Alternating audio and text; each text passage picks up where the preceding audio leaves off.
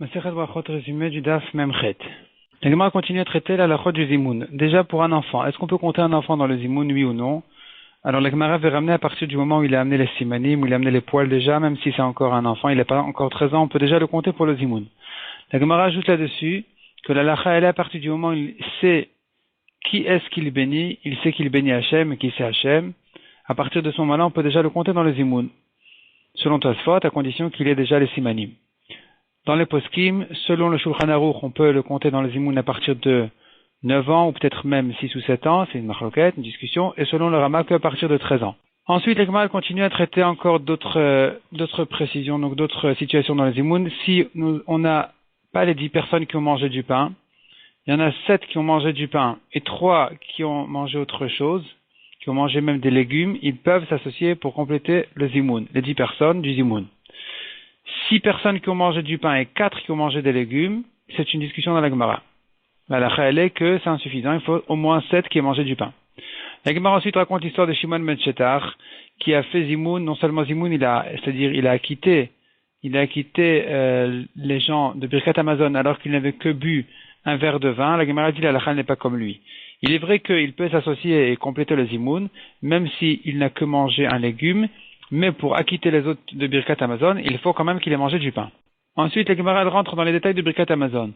Qui est-ce qui a institué les 4 brachot de Birkat Hamazon? La première a été instituée par Moshe Rabbeinu au désert, lorsqu'il mangeait la manne, le pain qui tombait du ciel. Lorsque Yoshua Binu les a rentrés et a conquis Eretz Israël, à ce moment-là, il a institué la deuxième bracha, où on bénit Hachem pour la terre, la bonne terre qu'il nous a donnée. La troisième bracha, qui se rapporte sur la construction du Beth Amikdash de la ville de Yerushalayim, est instituée par David et son fils Shlomo, David Amelech et Shlomo Amelech.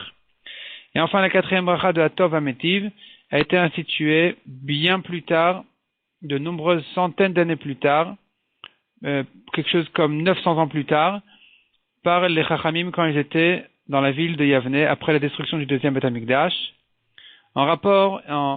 C'était venu pour bénir Hachem, pour le miracle qui s'est passé avec les Juifs de la ville de Bétar qui ont été tués par milliers et dizaines de milliers même, et qu'ils n'ont pas pu être, on ne les a pas laissés enterrer immédiatement que bien plus tard, et une fois qu'on a pu les enterrer, on a vu que leur corps était entier, complet, et là-dessus, on a fait cette bracha de Hatov Ametiv. Pendant Shabbat, il faut citer le Shabbat dans le Birkat Hamazon. Où exactement? Machloket. Dans la Braïta, nous avons 3 avis. Soit on peut a priori dans n'importe quelle bracha du Birkat Hamazon, soit dans n'importe quelle bracha à l'exception de la première. Apparemment dans la première ça on peut pas. Donc la deuxième, la troisième ou la quatrième. Soit on ne peut la dire que dans la troisième, mais on est quand même quitte si on l'a cité dans d'autres brachot. Soit Chachamim disent qu'on n'est même pas quitte si on l'a cité dans d'autres brachot, et elle est comme ça, qu'on ne peut citer Shabbat que dans la troisième bracha du Birkat Hamazon dans Rachem, comme ce qu'on a l'habitude de faire en disant Retse. Ensuite, la Gemara, elle ramène une source de psukim d'où on apprend le Birkat Hamazon. Donc le pasuk dit V'achalta v'savata uverachta et Hashem Elokecha al haaretz hatova asher natan lach. Ce pasuk-là, la Gemara, elle explique chaque mot de ce pasuk-là, qu'est-ce qu'il va nous apprendre, il fait allusion à quelle bracha exactement. En général, ce pasuk-là, il se rapporte sur quelqu'un qui a mangé, qui était rassasié, il a le devoir de faire la bracha. De chaque mot, on apprend une autre bracha, des brachot du Birkat Hamazon. La Gemara l'explique de plusieurs manières. De la Gemara, elle passe ensuite à la bracha d'avant manger. La Gemara veut dire d'où on sait qu'il faut faire une bracha avant de manger. Soit par un kalvachomer, si déjà quand il est rassasié et qu'il est déjà tranquille, il ne ressent pas la grande bonté d'Hachem qui est en train en fait de lui apaiser sa faim, puisqu'il est il est tranquille, il est déjà rassasié, quand même il doit le bénir. Kalvachomer a fortiori, quand il souffre de la faim, et que voilà que Kadosh Baruch Hu lui présente de la nourriture pour s'apaiser, évidemment qu'il doit faire une bracha. Deuxième source d'où on sait, deuxième référence de la Gemara d'où on apprend de faire la bracha avant de manger, c'est du pasuk qui dit Asher natan lach, ce que Hachem t'a donné. Depuis le moment où il t'a donné, donc quand c'est encore un état de pain, tu dois faire dessus la bracha avant même de manger. Troisième pasuk, c'est Uverach et lachmecha, qui veut dire, on change un petit peu la ponctuation du pasuk, on dit Uvarech et lachmecha. Tu bénis Hachem pour le pain que tu as reçu. Or le pain ne s'appelle pain qu'avant de manger. Quatrièmement, on l'apprend de Shmuel Hanavi, Shmuel le prophète qui faisait la bracha avant de manger, comme on le voit dans les psukim. Et donc, on apprend d'ici qu'il va faire la bracha avant de manger. La Gemara de la rentre un petit peu dans les détails de cette histoire de Shmuel, où les jeunes filles ont rencontré Shaoul en lui expliquant où se trouvait Shmuel, et elles lui ont décrit exactement tout ce que Shmuel faisait, alors qu'il était complètement suffisant de lui indiquer à Shaoul l'adresse précise de Shmuel. C'était pas la peine de lui raconter tout ce qui se passait là-bas.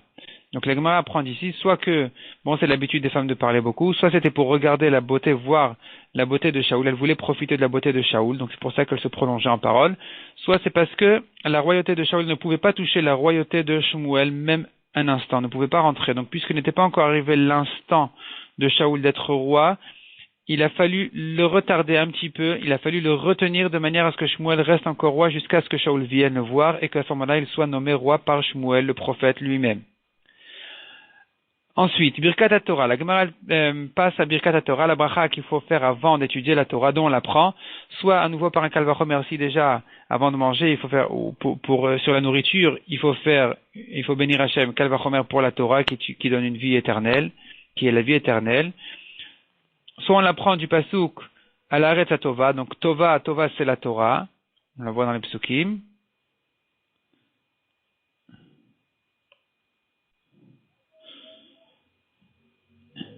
La Gemara apprend d'ici aussi qu'il faut bénir Hachem aussi bien pour le bien qu'il nous fait que pour les difficultés qui viennent. Et on apprend aussi de ce pasuk-là de Asher Natanlach Hachem Elokecha. Hachem Elokecha, Hachem c'est pour les bontés, Elokecha c'est le juge même pour les difficultés. Surtout il faut le bénir.